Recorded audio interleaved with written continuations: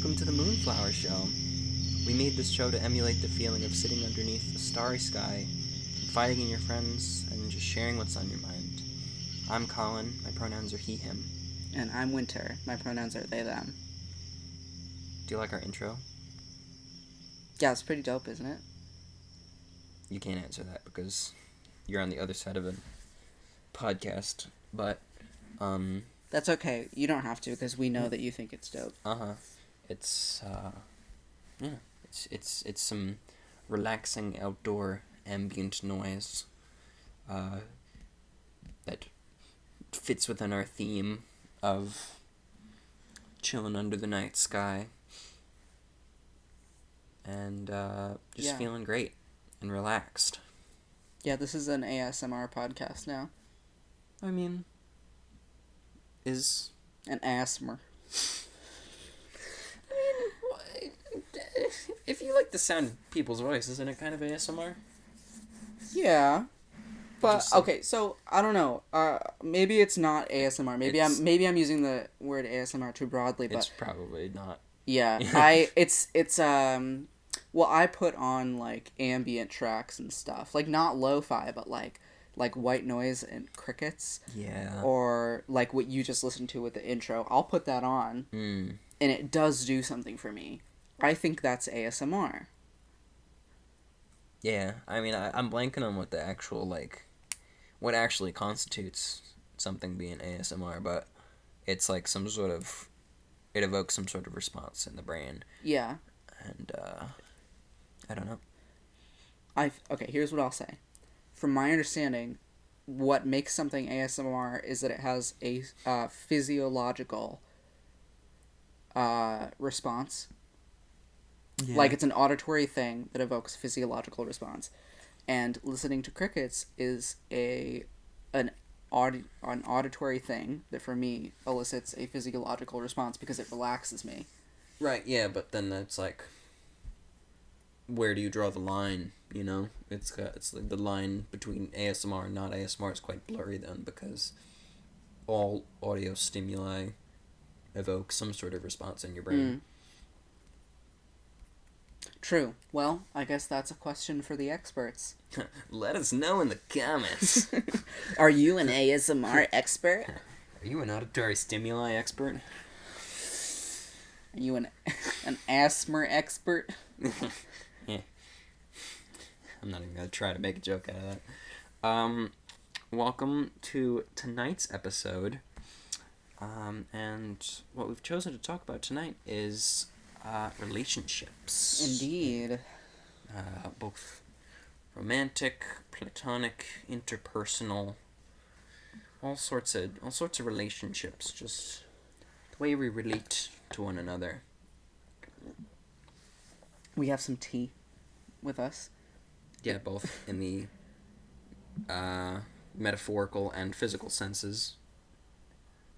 Indeed. Do you want to describe your tea recipe before we get into the thick of it? Okay, so I have been kind of jokingly calling it nut tea because it's because it's nutty, like it's an earthy flavor, but I renamed it earth tea in my recipe book. Yeah, that's a lot better name. Yeah, because it sounds better, and I feel like I don't know, I just like it better. But in your earth tea, you can put any combination of chamomile, herbal, and black teas. Don't ask me why I'm putting both black tea and chamomile in the same thing. I'm not taking questions on it. I requested the caffeine because I was a little tired. Although I did put chamomile and black tea the last time I made this, totally unprompted. Although that was election night. Yeah. So I needed a little something to get me through. Mm-hmm. But I put a little vanilla extract in as well, some brown sugar, and in this I actually put a little bit of lemon. So earth tea is basically just any combination of stuff I want to put in a mug. Wow. That's quite broad. Yeah. But, you know what? Valid. So, on to relationships, and we have a couple different questions that we are going to ask each other. Indeed. And I think the first one we can start out with is, did you take them off the list? I did, but I prepared another guide so that we could get through this episode. Oh. And it is right here, my dear. Cool. Making friends as an adult human person. That's a toughie, you know? Yeah, you're putting 3 things together there that just already are difficult. Adult human person. Wow. Let's just take a moment for all the adult human people out there. take a sip of tea in your honor. Because, wow. You're doing great, sweetie. Yeah, it's probably a hard time out there for all y'all. If you're like a turtle, maybe you're having a great time right now. Maybe life's just peachy, but if you're an adult human person, oh, gosh, my heart goes out to you. How to make friends as an adult. Yeah, so this is a challenge because traditionally in our lives, we as children are placed in environments where we are surrounded by a lot of peers, a lot of different peers, and we have a lot of access to spaces that can sort of connect people with common interests. We are kind of all going through the same, like, if you grew up and you went to school in, like, a traditional schooling system, you, like, had a nuclear family, or even not, like, every child's life, at least in, like, America, goes through a very similar, like, set of steps, and that makes it quite easy to relate to each other and sort of bond over that. And that continues all the way up and through, like, maybe if you go to college, that's still, like, that, I would argue that that's still the same kind of, you're still on the same kind of path as other people, and then you get out of college, and it's like, oh, wow, now I don't have, like, an assigned outlet to be around people like me, you know? Yeah. I kind of just have to go into the world and find them, and that's not easy. No, it's not. And I think compounding the hardship of making friends as an adult is how different it is being in a work environment to being in a school environment. Because when you're working, there is this expectation of a certain level of professionalism. Yep. Which I am struggling with, because I have always perceived professionalism to be a mask. And I get that it's other things, right? It's being on time, courteous, being present and being able to be with whoever you are helping or working with. But I want to do all those things for my friends as well. Yeah. So why is it different when I'm working? And at the end of the day, what I think the difference is that professionalism is a mask that you're expected to wear at work. You're not supposed to bring your personal stuff to work. You know, you're not supposed to bring your problems to work. Mm-hmm. And mm-hmm. I think that makes it hard to bond with your coworkers in a meaningful way, because I think it's very different when you're going into an office environment and somebody asks, "How are you?" You know, maybe you can answer honestly and you can say you're having a bad day to a certain extent. Yeah. But it's different in that environment than maybe when you were in school and, like, somebody says, like, "Hey, how are you?" Like, there's not as much pressure when you're a student, I think, in that, like, school environment. Yeah, absolutely. To not, like, divulge yourself, you know? Mm-hmm. And you have to open up to make friends, and I don't think that's encouraged in a work environment. Yeah, I really agree with what you say about professionalism. It feels like as a professional, you're kind of expected to be this muted version of yourself. Yeah, right. And I don't get that. it's and I think the reason for it, the reason that it is expected of someone who is working, is that you don't, when you're an employee somewhere, you quote unquote represent the company, right? And there's a lot of people out there with a lot of feelings about a lot of things, and like employers don't want their employees, like, I guess, feelings or identities to get in the way of like upset their customers or whatever, Mm-hmm. you know. And like it sounds whack, but that's like what it is. Yeah. And that's business, you know. Yeah. I wonder if that's what draws me to wanting to be my own boss. Yeah, no, I think that if you are self-employed, you definitely have not only control over your schedule, you have control over like what your like day looks like, but you also have control over how you can carry yourself in a work environment. Yeah. What your brand is. Yeah, exactly. Right? Because if your brand is just you, then it's you. Mm-hmm. And then people can, like, they'll take that for what they will, instead of like, can I talk to your manager? Yeah, like I'm the manager. Yeah. Yeah. People are so funny though. So I work in a really small office and I'm the one who answers the phone. And we don't have departments. Like, we are a 13-person company. Mm-hmm. And on any given day, it's likely that either I'm the only one there, or maybe it's like one other person who's only there for like a little bit, or maybe my supervisor is there for the whole day with me. Mm-hmm. But we don't have departments. We don't have an IT department. I'm the marketing department, the HR department, and the office manager. Uh-huh. And nobody else is available. Yeah. So people are so funny because a lot of people are like used to like corporate like environments.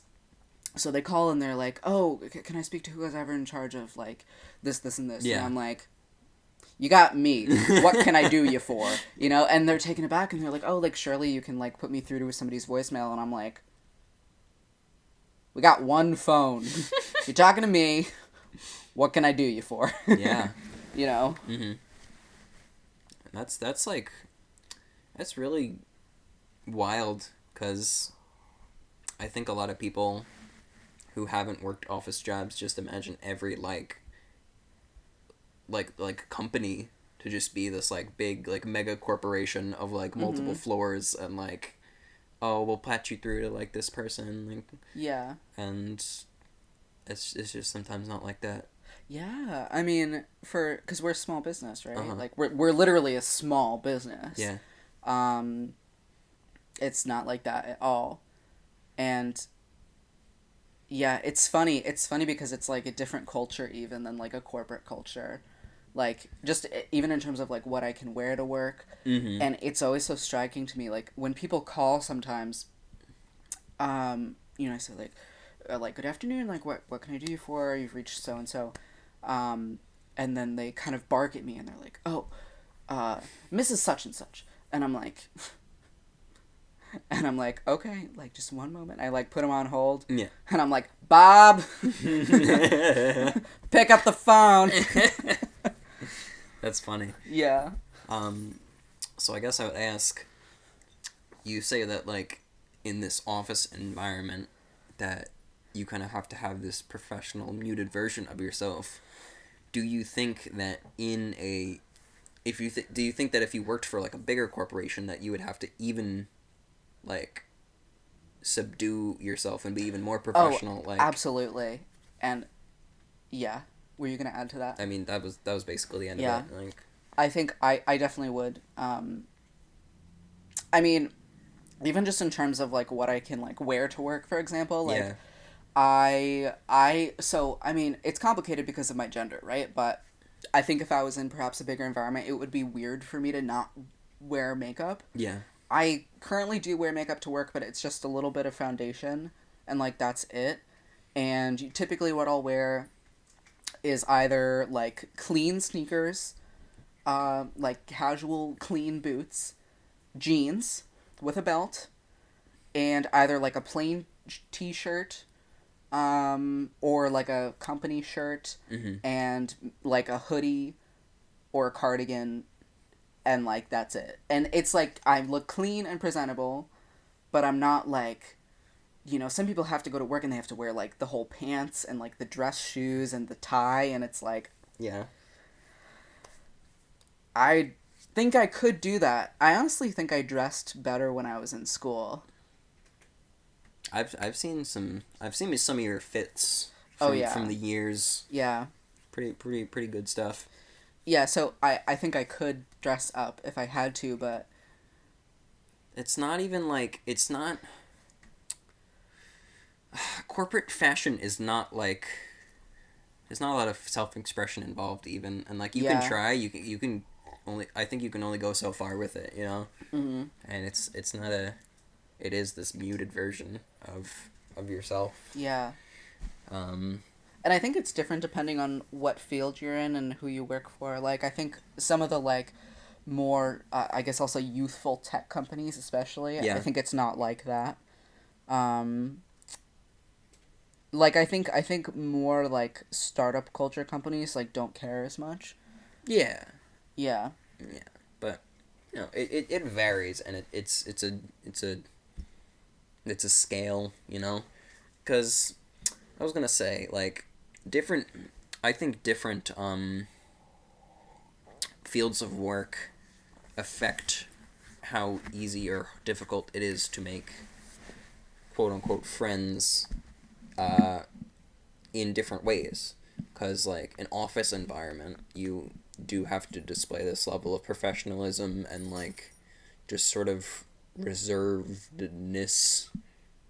But, I work in a school environment, and some days I'm wearing flower sunglasses, singing a song about fruit snacks to a child, and I do get weird. We do get weird in front of each other, like me and my coworkers, and we have these laughs, um, and that is like, yeah, it's not really something you're gonna find in an office environment a lot, but on the other hand, there is basically no downtime.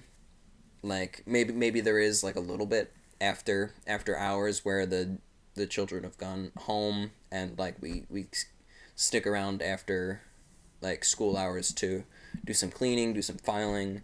Sometimes we'll have like some good conversations then, but there's just not a lot of downtime, and that's like a different challenge altogether. Like, how are you gonna make friends if you never get a chance to talk about yourself or your Yeah. life? You're just always doing something. Yeah. And that's another, like, when you're spending 40 hours a week doing that, it's hard to like it's hard to invest any energy into putting yourself out there in the world, being like, hey, I'm here, like, be my Yeah. friend. You know what I think it is?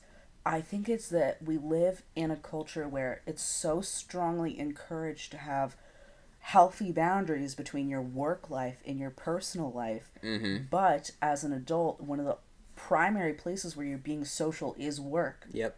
So it's this double bind of like, these are the people that I'm seeing, these Yeah. are the people that I'm interacting with, and I am expected to have walls around Yeah. these people. Mm-hmm.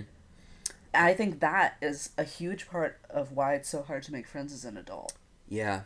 And the thing about that is it depends on whether or not the friends that you make in your school and your college years stick around, if you go on together, or if you guys go your separate ways, because it's a whole different story. If you still got your college buddies, you're all working for the same company, then like you're probably gonna that's probably gonna be your main circle of friends outside of work. Mm-hmm. But if you're like, me and Winter, we're planning on moving out of the state pretty soon, and we're not gonna, I mean, we might move near some people we know, but like it's for the most part it's just gonna be like just nobody around that we know. Yeah. And we are gonna have to seek out new, like, companions, be that through work or through other areas. And that's just something we're gonna have to figure out. Yeah. One thing that you were talking about last night was that you want to go to like a D&D meetup or something like that. Yeah, I would like to either go to some sort of club that runs D&D sessions, or like maybe post about it online, like some local forum, like, hey, I'm in the area, I'm like a DM/player looking for some people to just give me an eyebrow raise, like I'm trying to you know what I mean. Player seeking DM. Winky face. Oh my goodness. I would be the type to like be like, hey, I'm looking for some people to roleplay with, and then people would be like, oh yeah. You show up with your like dice and everything, and you're like, yeah, let's go. And people are like, oh. Yeah, that totally would happen to me. But yeah, I was musing last night about how I want. I just started running an online D&D campaign with a couple of my good friends, and I've been having a really great time with it. It made me like, I'm feeling really great about it, just because like it's one of the very few social outlets that I have right now in this time of isolation, and I really value that because I'm like a pretty extroverted person. I like any time that I get to spend like talking and laughing with like a group of people is like, that's very valuable to me, and I want that to persist through my life. And like D&D is such a great like it's like a great connector of people, I feel, and it's something that I really enjoy as a total nerd as well. Yeah, I feel that. Although, I'm way more... I say this so with such hesitance. I'm much more introverted than Colin is. But I don't think that I'm an introvert. I think that I'm just very jaded as a person. Yeah. But my response, when people try to talk to me, my response is usually, why? Like, who dares speak to me? Like, if my phone dings, I'm not like, oh, a message. I'm like, shut the fuck up. You know? Yeah. Like, who dares interrupt my consciousness? Which sounds really mean. Like, if I go and I look at it and I see that it's somebody that I actually like, I'm like, yeah, okay. Fine, right? But... yeah. I'm the opposite. I like getting messages.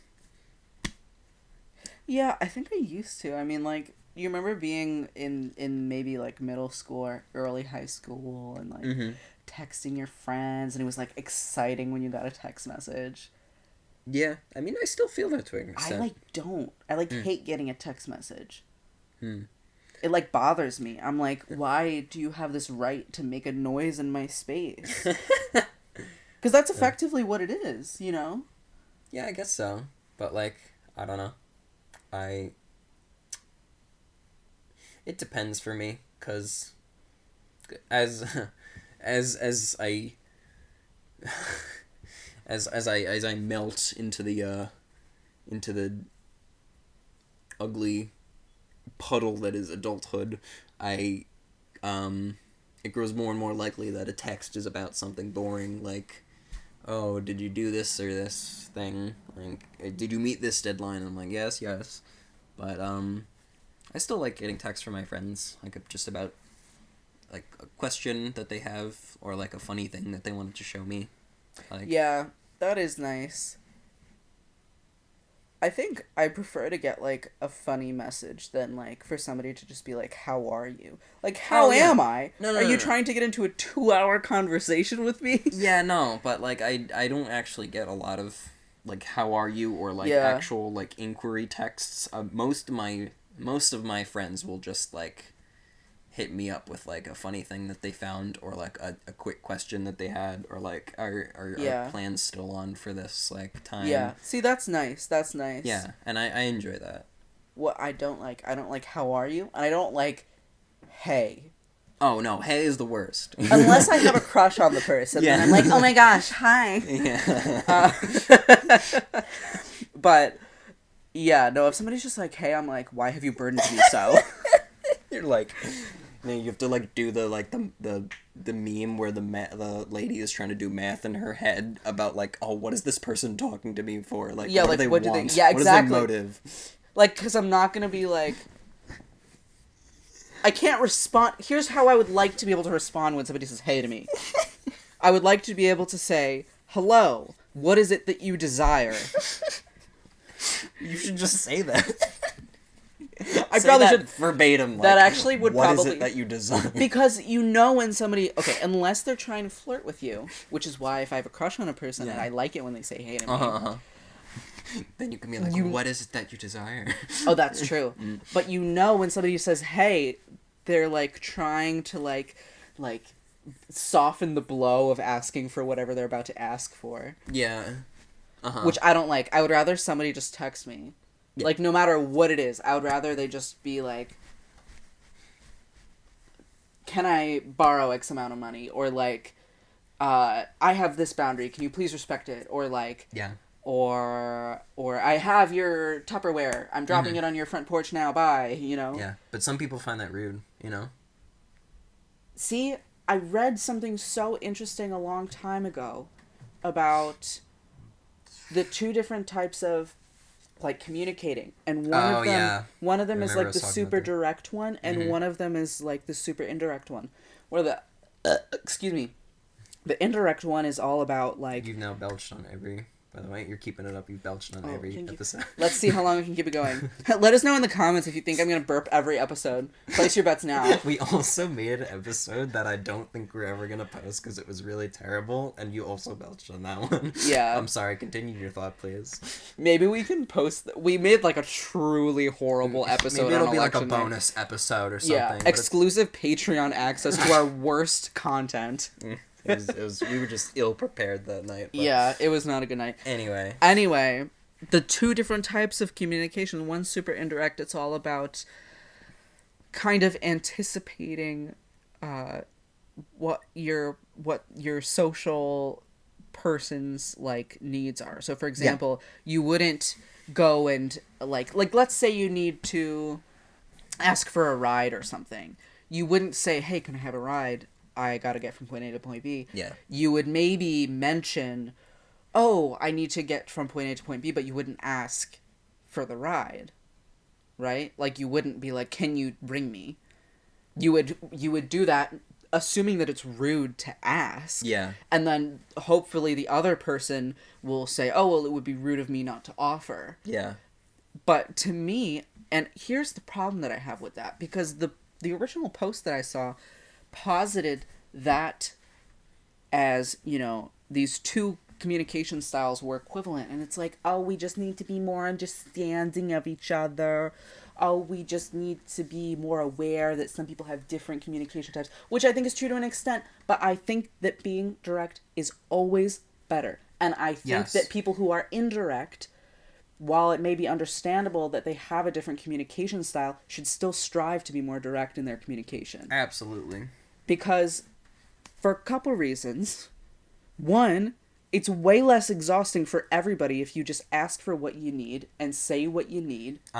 And go from there. And I think it, like, is much easier for people who are not as good at picking up on social cues. Yeah. You know? Because not everybody thinks like that. And not everybody is aware of these nuances and, like, unspoken social rules. And why should we have to be? Yeah, and it's like... It's exhausting. And that's, like, a cultural thing, too, I think. Because, like, I think that indirect form of communication is pretty ingrained into our culture. It is, and I still do it sometimes, too, even as somebody who really values direct communication. Yeah. I find myself doing it sometimes, too, but I also very much value direct communication. But it's easy to slip into that just because it's like, it's you see it all the time everywhere. Yeah. And it seems like it seems easier to communicate that way sometimes for you because you don't have to ask what you want, because that can be hard sometimes. Yeah. But in the long run, direct communication just makes it easier for everybody. Yeah, and it's faster, Yeah. you know? Yeah. And that's why if somebody texts me, hey, I'm like, all right, get to it. You know? What do you need? Because I don't mind people asking for favors. And I'll answer honestly if I can help them. Yeah. You know? Mm-hmm. But, because to me, when somebody is indirect with me, it means they're wasting my time. And that to me is rude. That's rude to me. Yeah. You know? Whereas they might think it's rude of them to come and be direct with me, you know? Mm-hmm. Right. Yeah. I get that. Totally get that. I forget how we got on the topic of texting. And... Well, we were talking about you being extroverted and wanting to play D&D, and then me being introverted and wanting people not to talk to me. Mm-hmm. And then people texting me and me wanting people to be direct. Oh, right, yeah. So we were talking about... moving and trying to make new friends. And I was like, D&D would be one outlet that I could try to potentially meet new people through, because it seems like a relatively good and popular way for adult nerds such as myself to befriend each other. Hell yeah. And I'm thankful for that. I'm thankful for Dungeons and Dragons, and just the whole gaming culture in general. As shitty as its lows are, its highs are high. Yeah. You know, I'm thinking about how I've made my friends since being out of school. Mm-hmm. Because at this point, you know, I've been out of school for a little over 2 years. Mm-hmm. 2.5 years. Mm-hmm. And I don't really have... I mean, I'm still in touch with a lot of the people I was friends with when I was in school. Yeah. But they're not my closest friends anymore. Yeah. And the people who I'm close with locally are people who I've met since graduating. Mm-hmm. And I think the two ways that I've met people are, one, going to parties. Yeah. Either by hosting them or getting invited to them by friends. Yeah. And just making it a point to talk to people. Yep.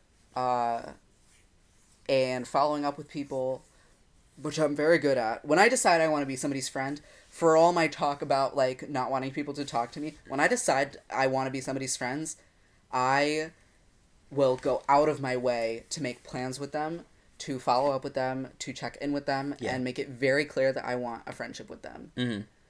And I appreciates that about you. Is that what you appreciate? That's what I appreciates about you. The home, Daryl. Was that the first? So that was the first. That's the first one. Is parties. Uh-huh. Either by hosting or attending, and the second one. I think maybe. Let me think. I think that's pretty much it. Yeah. Really? Yeah. Wow.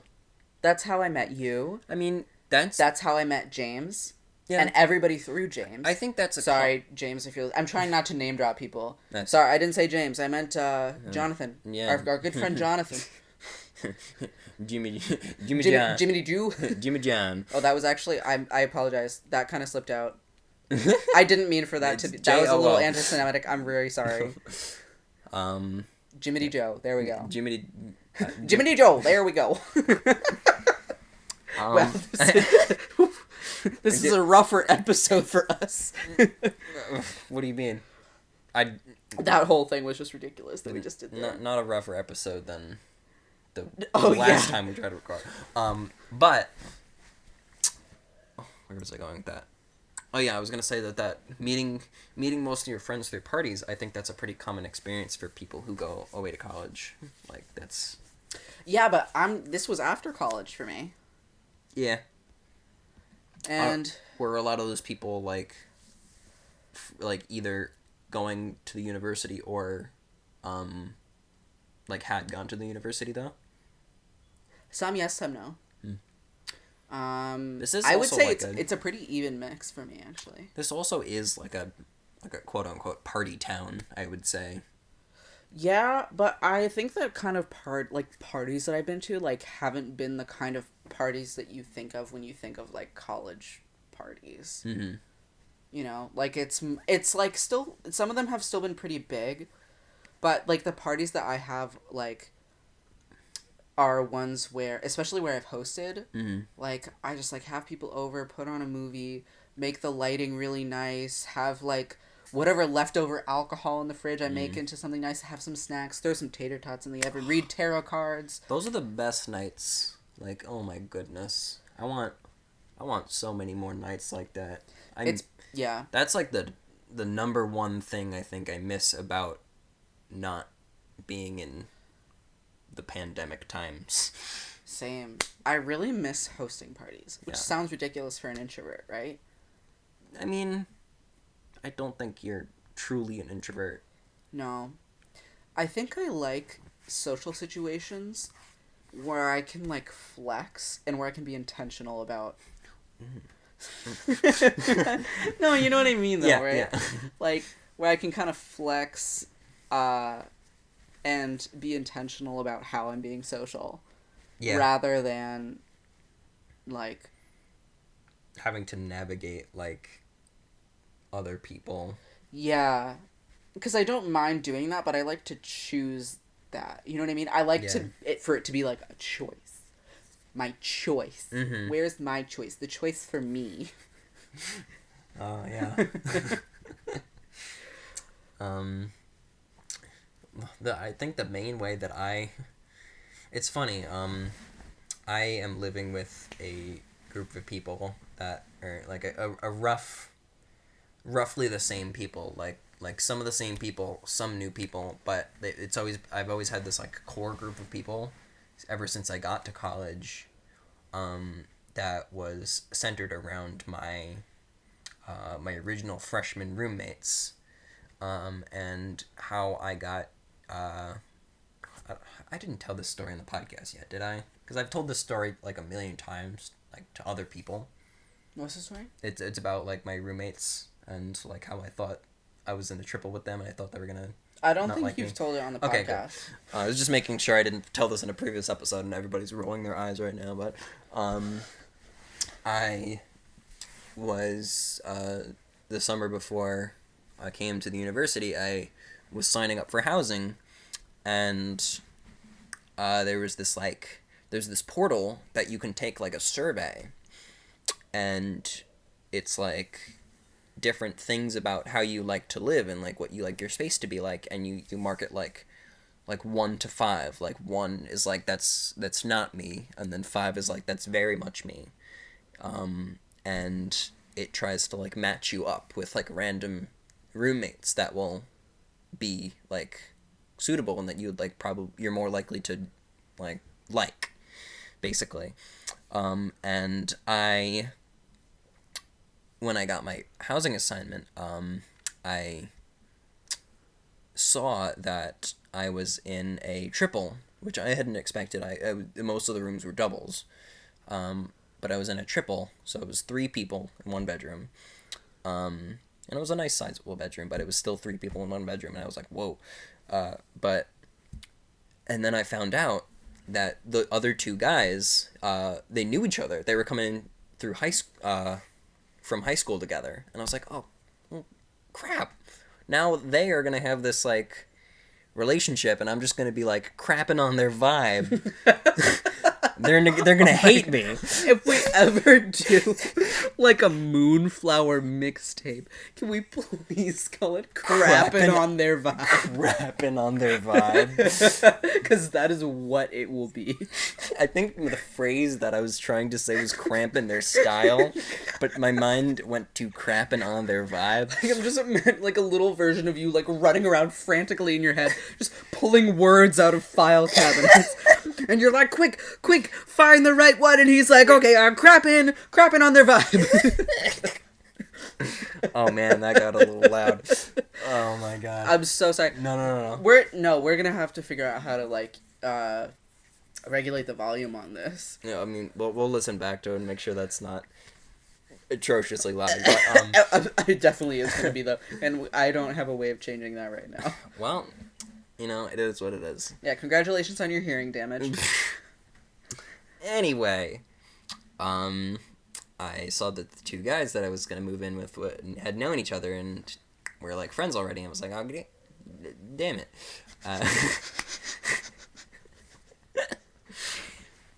God damn it. But in this survey that I had filled out, for the housing portal, one of the questions was like, how much video games do you play? And me, who basically spent the last 12 years of his life playing lots of video games, just cranked that lever all the way and was like, yes. And that's basically how we got to like know each other, and we were like, oh, you play this game, let's play this game together. And then like talked about the kind of games we like and like what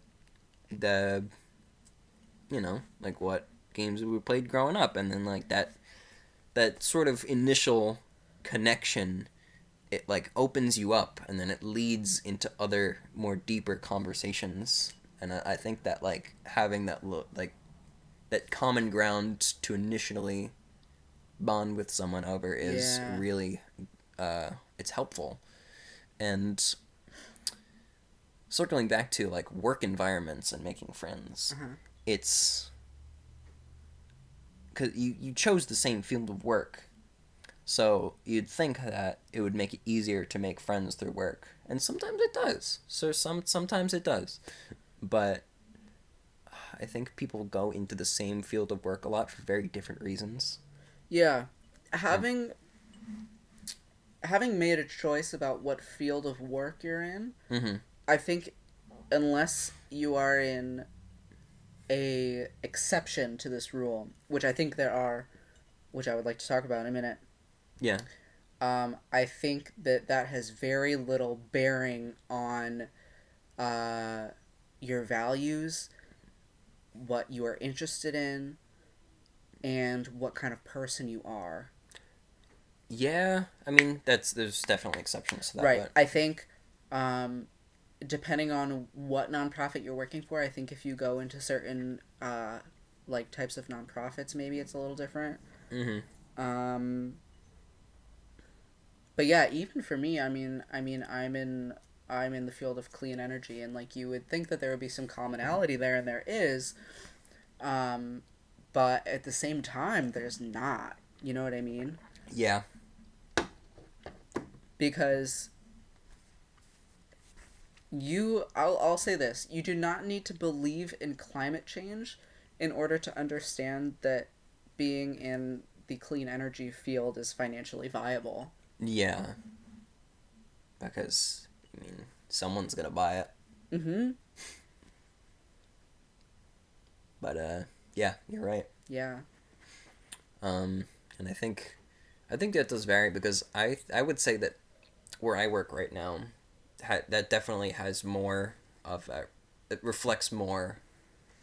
people in my line of work, I think them choosing this line of work reflects more on their values than most jobs. Yeah. Because like I don't get paid nearly enough for the stuff that I do. And I could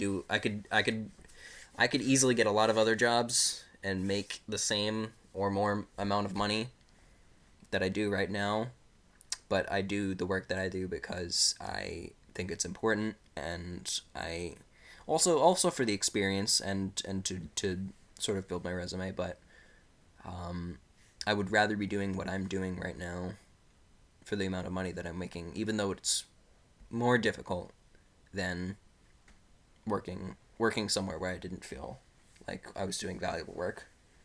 And I think that the people that I'm working with have to feel that way to at least some extent, you know? Yeah. Yeah. Because I work with autistic children, and like that's not easy. No, it's definitely not, and you're not paid enough. And to be quite frank, you shouldn't have to sacrifice anything in order to do that job. We should be incentivizing people to do that hard work. You should be getting paid much more than you're getting paid. Yeah, but Much more. That's a rant for another day, you know. I'll rant about it any day. I know, but It upsets me. It upsets me too. But we're talking about friends. Oh, We're right. talking about friends. Well, I will be friends with anybody who believes in a living wage. Yeah, like honestly. Actually, that's not true. I think there's some people who believe in a living wage who I wouldn't want to be friends with. Yeah. But I'm selective. Yeah. Anyway. We can talk about the next question if you like. Yeah, we kind of spent 45 minutes. 46 minutes on how to make friends as an adult, and hey, that's not a bad thing. We just had some good conversations. Hell yeah. And we can always, like, if we're going too long here, we can always, like, have a part 2 of this. Yeah. You know? We totally can. But, like, I'm not even sure where to go from here, because, like, what do you think? We could do like a hard segue into our strengths and weaknesses in our relationship. Yeah, sure. I think we should do it. Okay. Like, I think we should ask each other what we each think the other person's strengths and weaknesses are. Okay. You know what I mean? All Like, right. what do you what do you think that my strengths, Right, yeah. my strength is, and my weakness is in our relationship? Gotcha. I'm ready to be attacked and praised. Yeah, I mean, guys, we're doing this live here. Why don't you start? What Do you think? want to start with weaknesses? Yeah, that sounds Yeah. good. Okay. Oh. Okay. Let's do one. One of each. One strength. Actually, let's do one weakness and 2 strengths. Yeah. That way we feel like we have more good than bad, which I Mhm. think is true. But we need to feel good. Yeah. A weakness for you.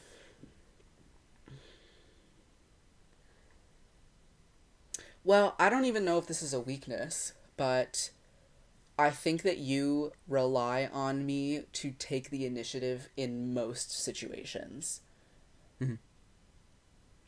And I think that that's partially because I'm just used to taking the initiative in every situation all the time, even outside of our relationship.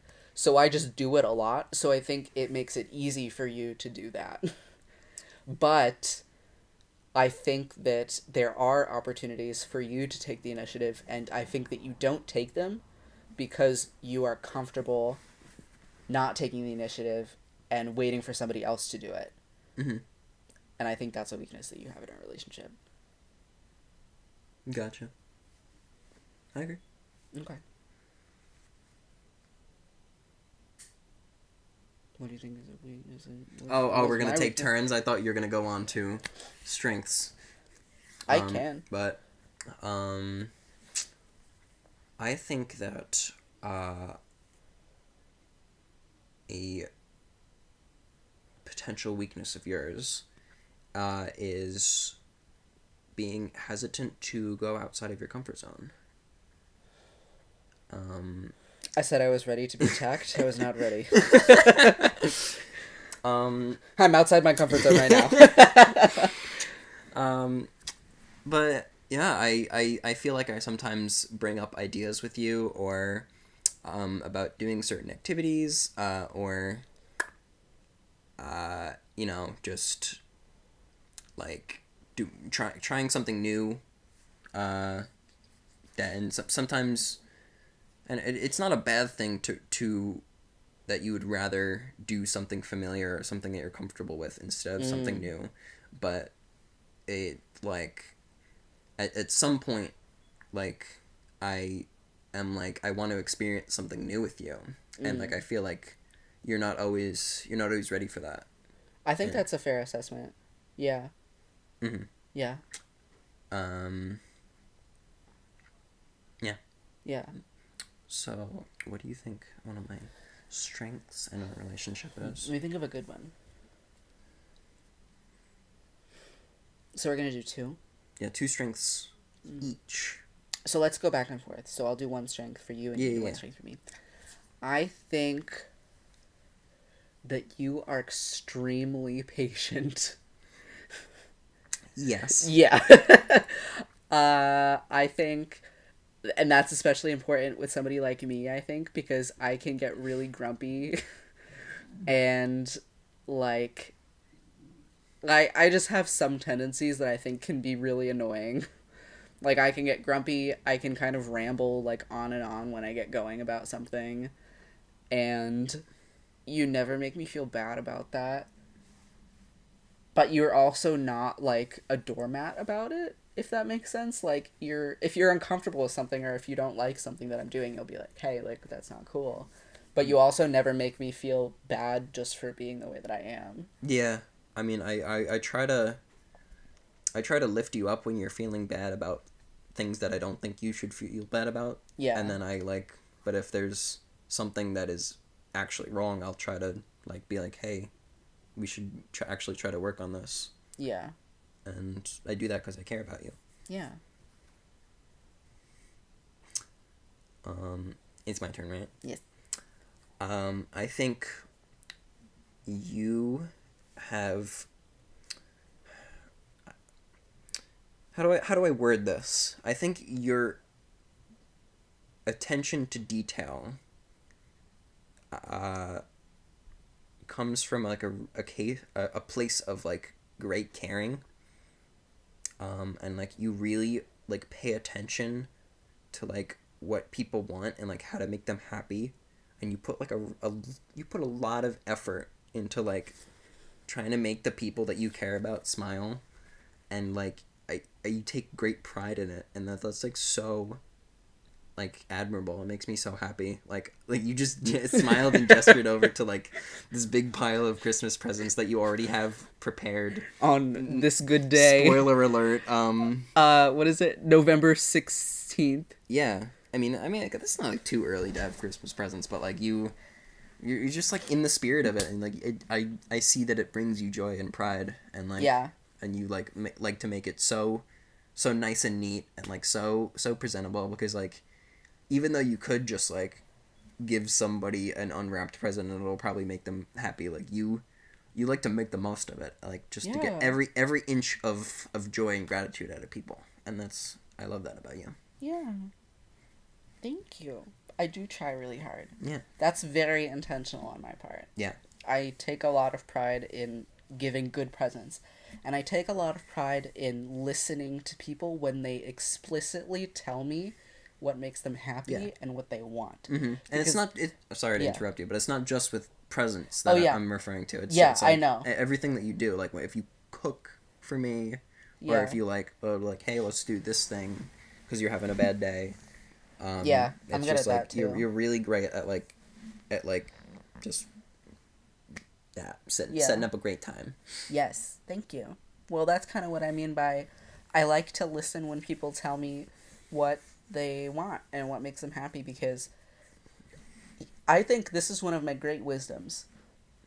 9 times out of 10, if you are wondering what somebody wants and what will make them happy, 9 times out of 10, you just have to wait and listen, because they will tell you. Yeah. And then you have to remember that information and then utilize it later. Yeah. Oh, listening is so very important. Yeah. I'm a selective listener, but when somebody is like, oh, I wish I had this thing, I'm like, okay, you shall have it. Yeah. I mean, if you take one thing away from this episode about interpersonal relationships, it is that you care about somebody. You damn well better like listen to what they say, and like not just hear it, but listen, take it to heart. Yeah. It like synthesize the information. Yeah. And then that will that will make it easier for you to know how to befriend them and care about them and make them happy. Yeah, and I feel like it's simple. You know what I mean? It is simple. Like, because even the simplest things, like, if somebody says, like, oh, like, this is my favorite color. Like, this is such a stupid example. But, like, if somebody's like, oh, this is my favorite color. And then, like, you, like, are, like, I don't know, what's this color thing? Like, you're writing them a little note, and you write it in their favorite color. Mm-hmm. And, like, I mean, I'm the kind of person who would be like, I got you a note and I wrote it in your favorite color because to me your favorite color is blue. Do you like it? And then they'll validate me. But I think people do appreciate the little things like that. Even if you don't, like, draw attention to it, I think they do notice. Yeah. You know? Yeah. But I like to draw attention to it because I require attention.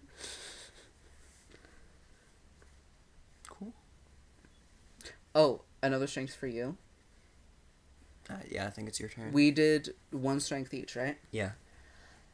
I think that another strength that you have in our relationship.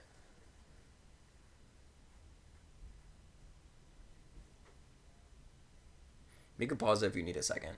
I know this is Yeah. not an easy question. Yeah, let's pause. We'll come Okay. back. We're back. And I think that a strength that you have in our relationship is that you are playful. Yeah, exactly. You always do like funny voices and you I think your natural tendency is to like joke and be silly and like just playful, and I appreciate that a lot because I think I can be a serious person. And like I can be silly too. Mm-hmm. But I think that I am as silly as I am in our relationship because you draw that out in me. Mm. And Yeah. I think my natural tendency when I'm not in that environment is I tend to take things very seriously Yeah. and stress myself out and just push myself really, really hard, which can be good, but I think you provide a good balance to that. Yeah. Thanks. I do that, and I do that not only for you, but for a lot of people that I care about, because I know that we can tend to get wrapped up in the small annoying details of life and get very frustrated and not try to take it very seriously, but like I like to remind people to laugh and to smile, and because Yeah. like that's it's something that I value a lot. Yeah, I feel that. We all need a little silliness. We kind of already talked about this a little bit, but I think it's something that you do it's something you do very well, and it's very important to me, is that you are great at communicating what you want, what you don't want, your boundaries, like... Really? You think so? Yeah. Thank you. I think that you just have a really great handle on that. You, like, if something's... if something hinky's going on... if something hinky's going on, you are like... You will put a stop to it, and you will be like, this is what I need, and like, Yeah. I need this, and I appreciate that a whole lot, because I hate this feeling of questioning whether or not I did something wrong, and like whether or not I'm doing something wrong. Yeah, no, I'll tell you. Yeah, no, I have told you. You would tell me, and I'll be like, oh, okay, like I'm sorry, I'll fix that. And Yeah.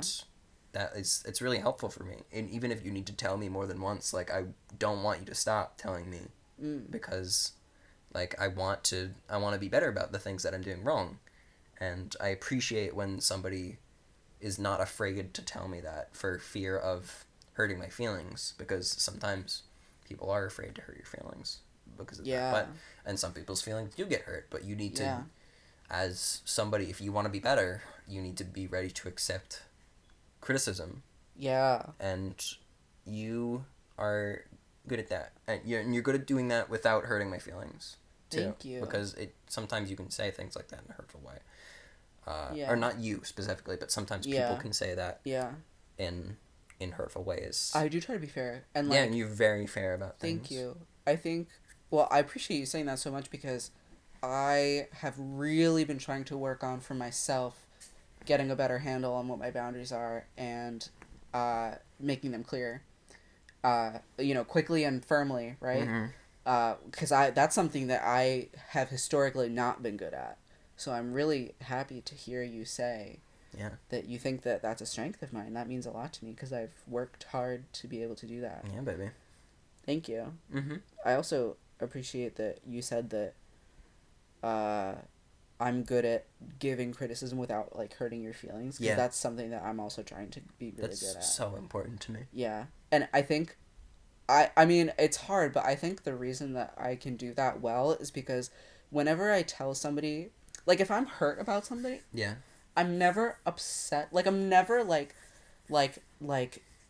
vindictive, like, towards the person, right? Yeah, vengeful. I'm never like, oh, like, fuck you. Yeah. Like, because to me, it's like, okay, what really needs to happen is for this behavior to stop. Yeah. And there's two ways I can get that. One is I can tell you what's happening, and I'll see how you react. And then one is I remove myself. Yeah. And neither of them have anything to do with your, like, core value as a person. And, yeah, I think that's a really important thing to have a handle on, and I've worked really hard to have a handle on that. It's, like, never about, like, a person's value. It's, like... Yeah. It's about me and... what I need in any given relationship, friendship, like romantic or otherwise. And like nobody's gonna get it perfect on the first try, you know? Like you need to work with each other if you want to have like a strong and successful relationship. I hate it. Wow, what a time to fuck up my words. It's okay. I did that like multiple times before, so. But yeah, you need to communicate, and it's not always fun, but it's important. Yeah. And that's what I appreciate about you. Is that what you appreciate about me? Yeah, that's what I appreciate about you.